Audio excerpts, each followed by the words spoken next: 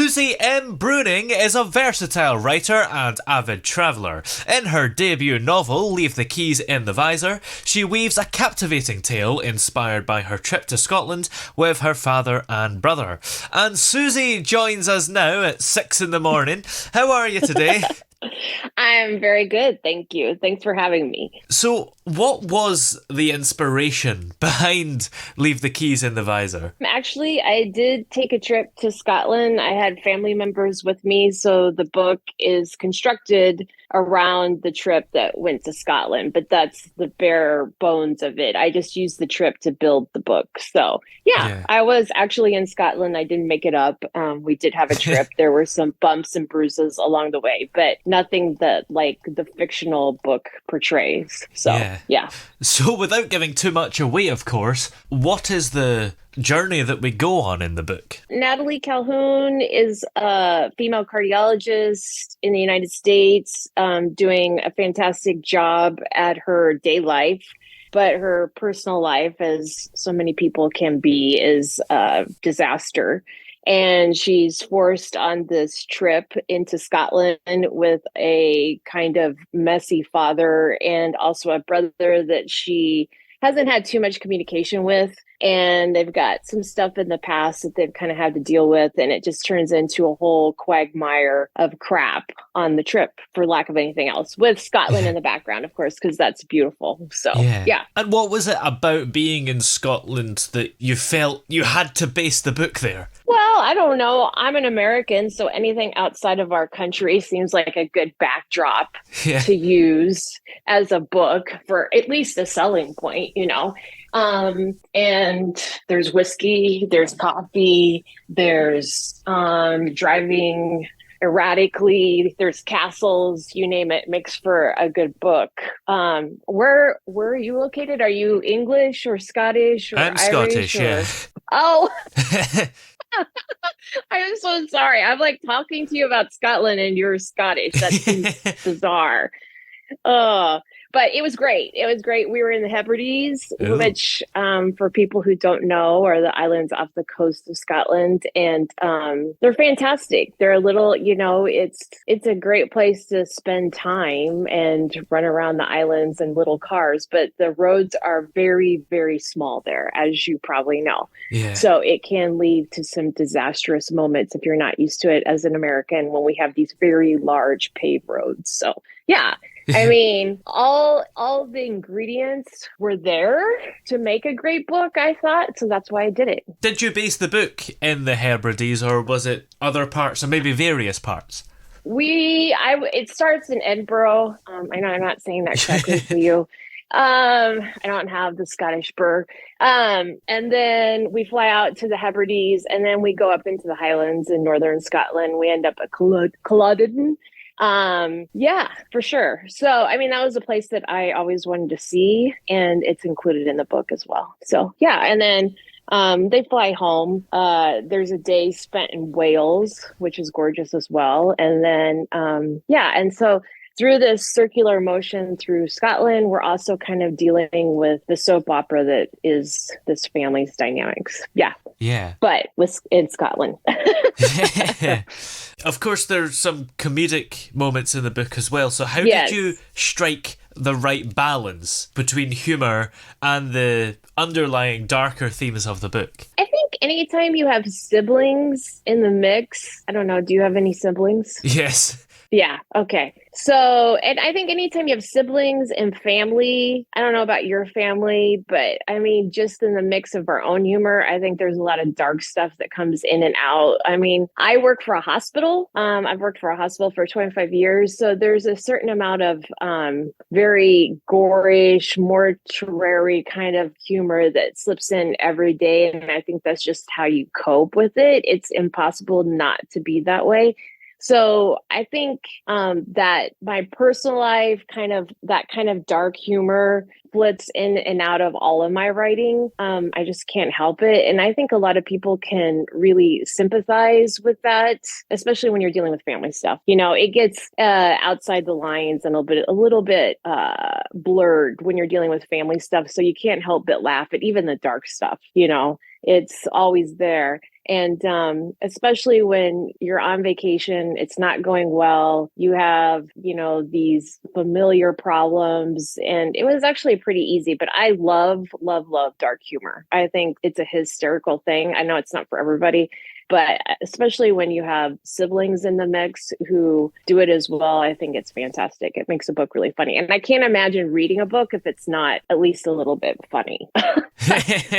The protagonist of the book, Natalie Calhoun, is a cardiologist navigating a man's world while facing her own personal challenges. So what was it that inspired you to create such a multi-dimensional character? Well, I work in the world of cardiology, so that's pretty easy. It's secondhand to me. I'm not a cardiologist. I work with cardiologists, so that was pretty easy. And I think, I see it firsthand. I see people who are very much, and I don't think it has to deal with just the life of medicine. I think I see people all the time really holding it together at work and being the very best at work, but still having this mess of a life out of work, but nobody really knows about it. It's just something that they're holding together on their own.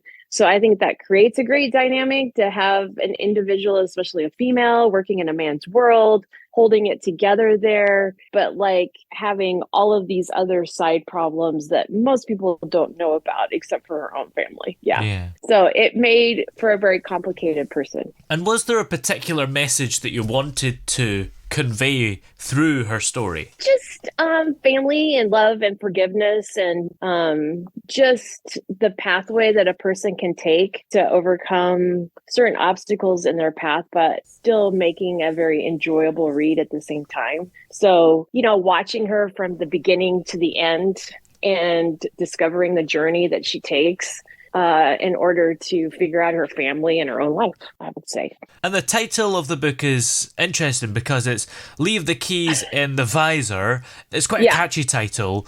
What does that mean? And why did you call the book that? This was kind of the most interesting part of traveling out to the Hebrides. We rented a vehicle, but it wasn't like the Shiny Hertz Avis situation. Like, we met a guy in a parking lot. I don't know if anybody else has experienced this or gone out to the Hebrides. And, it was kind of like a very beat up sedan that'd seen some better days. And he was just like, here's the keys. We signed very limited paperwork. And he was like, okay, off you go. Have a nice time. And then we were kind of like, wait a second, like, what do you want us to do with this car when we're done? And he was like, oh, it's fine. He's like, when you're done, he goes, you're leaving from here, right? And we're like, yes. And he goes, that's fine. He goes, just leave leave the car in the parking lot, leave the keys in the visor. He goes, I'll just come get it some other time. And we were like, okay, that sounds great. And that is in the book. But it was the most loosely engaged rental car that I have ever gotten, for sure. I felt like it was kind of something that he did on the side of sheep farming, possibly. I don't know. Maybe you could tell me. I don't know. Where do you live in Scotland? Yeah, well, I live about halfway between Glasgow and Edinburgh, so I'm pretty suburban. But I guess in the islands, I think a lot of people are farmers, aren't they? Yes, I believe so. And I think he was doing this as a side gig, which is totally cool. It just wasn't like our usual, very standard contracted rental car situation that we were normally used to. Yes. So that was, that became the title of the book, because there is a scene where they get this car and they're like, wait a minute, like, what do you want us to do? And it kind of fits into the whole crazy family, crazy vacation, crazy everything that is going on, because the car does break down, and that brings together the main protagonist and the male lead of the book as well. Now, were there any difficulties that you faced when you were trying to get the book published? Well, yeah. The publishing world is very, very difficult. It's competitive. I've been writing for a long time. I write for the local newspaper. I do op-ed work. And the book went through a lot of editorial process. It was workshopped. And I felt like the book was going to get or be the best it was going to be at that point. But I don't know if anyone's gone through the agenting process, trying to get an agent, trying to get it out there. It's just hard. I mean, it's hard. You have to have very thick skin. And eventually, you just grow very tired of it. And so, yeah, I just kind of went out on my own and decided to put it out there in the world. And this is where I'm at. Yeah, I'm happy about it too. Yes. Has it worked? I mean, have you got a good reaction from it? Yeah, I mean, at this point, I have had a lot of family and friends and recommendations and people. I think people, especially in the state of the world right now, is looking for a humorous novel. I think Leave the Yeah. Keys is a very humorous novel. It's an escapist novel. You're on vacation with this family with crazy antics. So I think a lot of people have really loved it. I mean, if you're like me and you survived COVID in the medical world, I was looking for an escape all of the time. So I think that's what this book serves up. That's what I want it to be. It's got a little humor. It's got some serious family drama. It's got a little romance. I'm trying to put my best spin on it. And yeah, so people have been very happy. I have, like I said, I'm trying to get word out there so more people outside my inner circle will start reading it. And I don't know when you started writing it, but was actually writing the book a source of escapism for you during the pandemic and maybe even after it in more recent times? Yes, I wrote it before the pandemic, and actually did most of the editing process during the pandemic or before the pandemic. Then, I started the agenting process to try to find an agent for the manuscript right before the pandemic. And then, as you know, like everything just kind of shut down, like the world as we know it shut down. And I think that was a long period of time, especially for me working. I mean, I would like a lot of people are at home, but I was going into work every single day.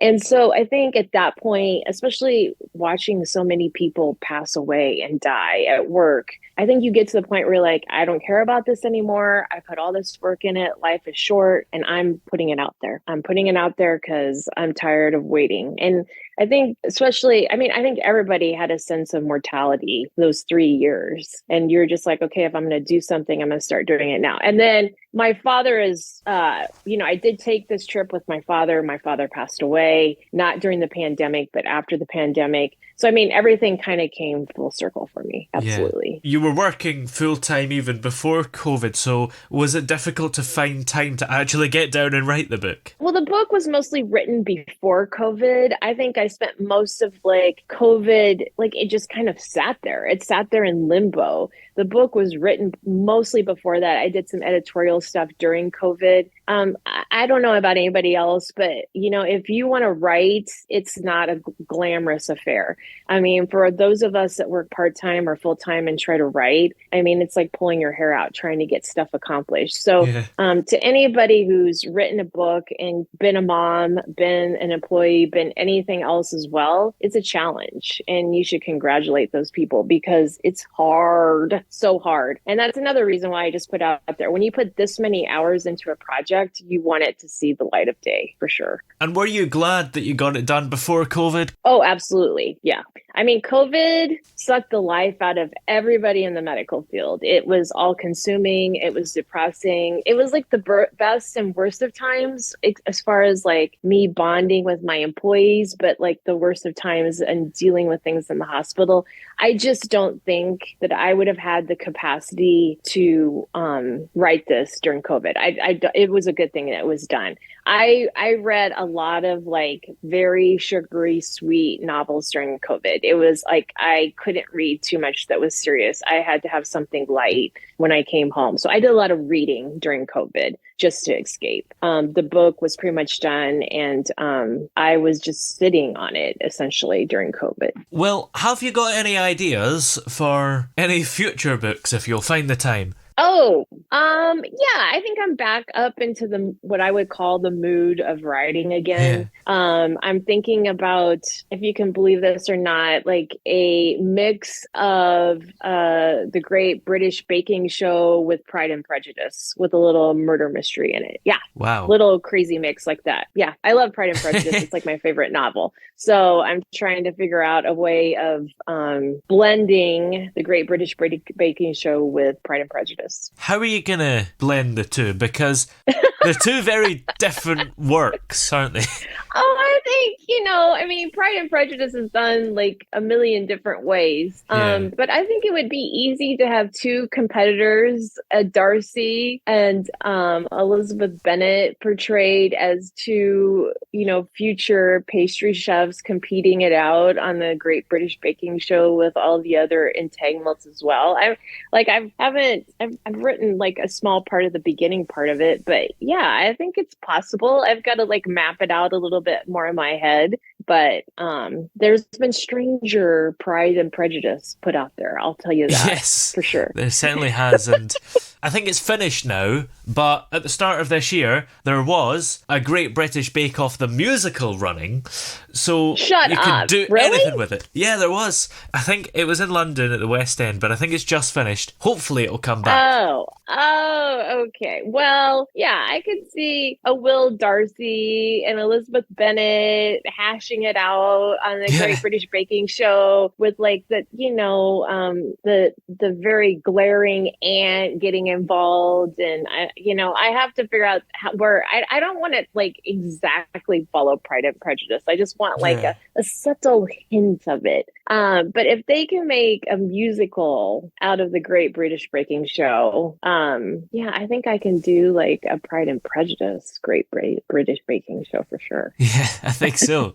Well, in the meantime, where are we able to find this book, Leave the Keys in the Visor? It's on Amazon. It's on Barnes & Noble. It's on Ingram Spark. It's on like all of your online platforms. And it's also on my website at susiebruninauthor.com. And it's available on all those platforms. So you should easily be able to buy it if you would like to do so. Excellent. Well, many thanks for talking to us today. It's been great to have you here on the show. Okay, well, thank you so much. It was great to talk to someone from Scotland. Yeah. When I wrote my book in Scotland. I appreciate it. Thank you so much.